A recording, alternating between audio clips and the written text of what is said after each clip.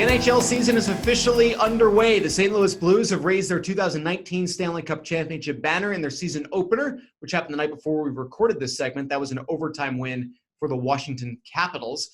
The Blues come in at plus 1,400 odds to repeat as Stanley Cup champions behind 5 other NHL teams. Betting favorites this year, reigning President's Trophy winners, Tampa Bay Lightning, who would pay out at plus 675 odds with a championship win. The Vegas Golden Knights, right behind the Bulls, they're the betting favorites in the Western Conference with plus 850 odds to win the Cup. Rick, which teams jump out to you as Stanley Cup contenders this year?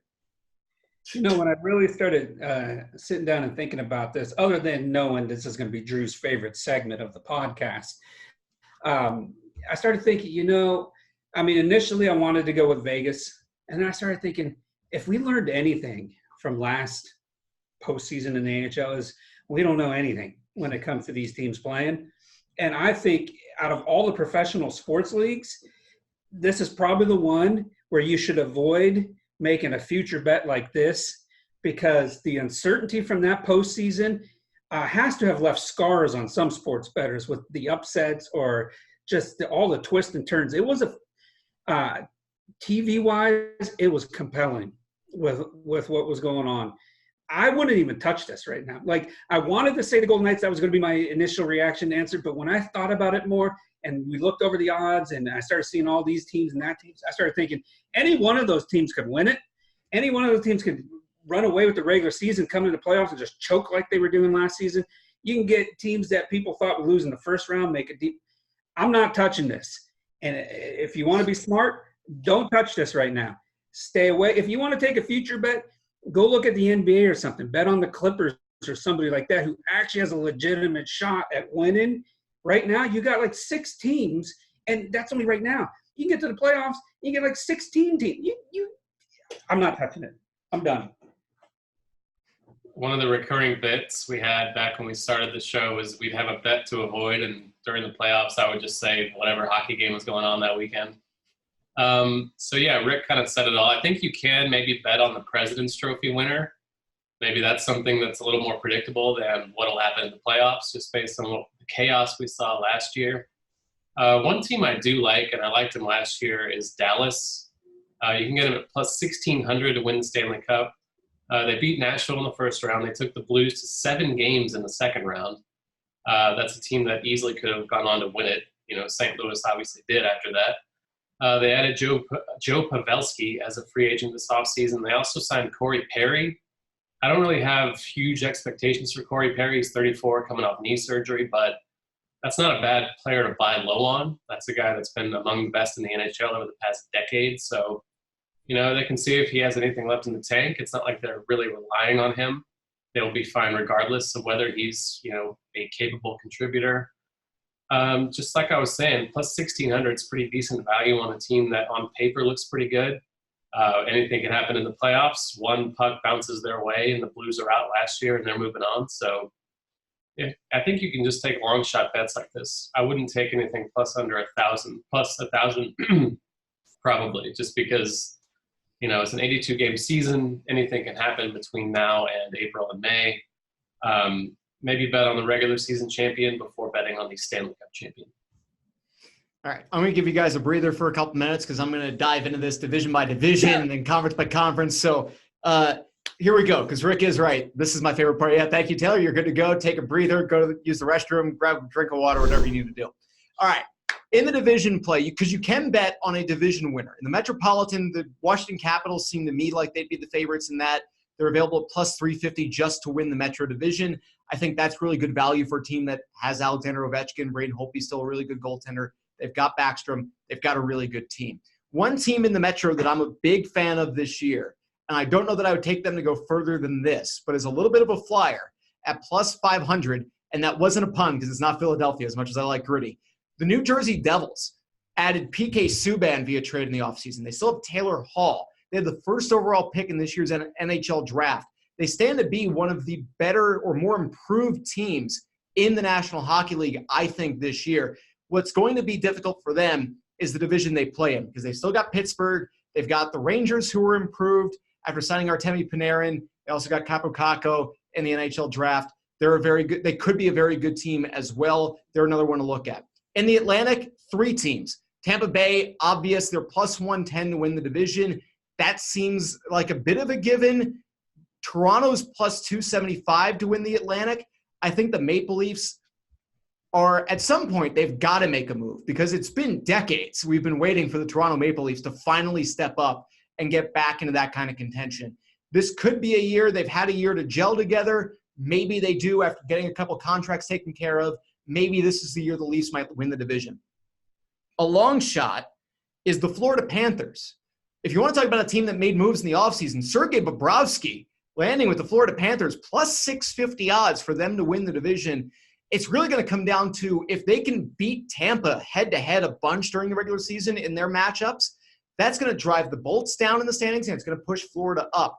This is a team that I think is going to make the playoffs this year. It's a team that I think is going to be capable of doing something. And if you wanted a flyer at 65 to 1, I think the Panthers are not a bad deal.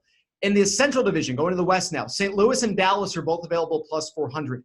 I prefer the Stars in this situation. Joe Pavelski, a big addition. As Taylor mentioned, they're a very good team. I think they're they're not necessarily a flashy team, but they're a very good team. They're strong, they're consistent. I really like them. It's a tough division. Winnipeg also at plus 500. The Jets have re-signed a couple players this offseason. I think that they're a team that could contend for that title as well. If you were to basically bet $10 or $100 on St. Louis, Dallas, and Winnipeg, you would come out ahead as long as one of those 3 won the division. So that is technically something that you could do as well. In the Pacific, Vegas, the only favorite that is actually at minus odds to win their division, minus 110. I wouldn't make that bet even if I think the Golden Knights are the favorites. If you're looking for the longer shots, San Jose at plus 420 is interesting.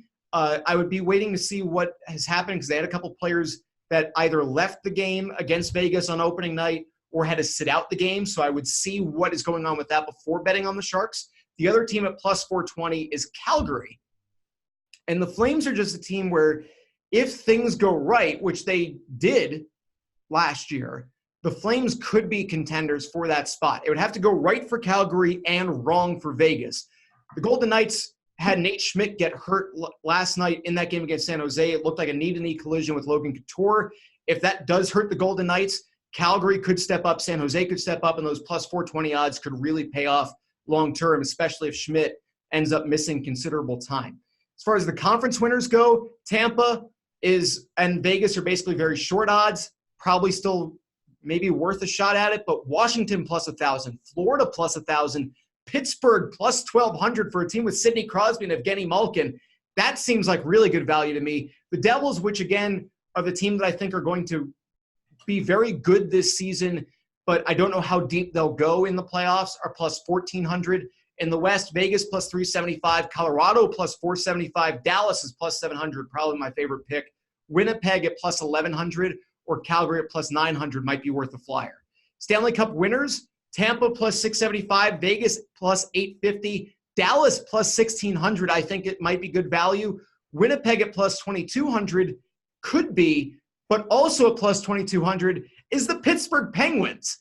And it's one of those situations where if you think that a team with Crosby and Malkin and Matt Murray and the team that they built, I know that Phil Kessel is now playing in the desert for the Arizona Coyotes, but to get Crosby, Malkin, and Murray and the cast surrounding them at 22 to 1, there are not 21 teams better than the Pittsburgh Penguins this year.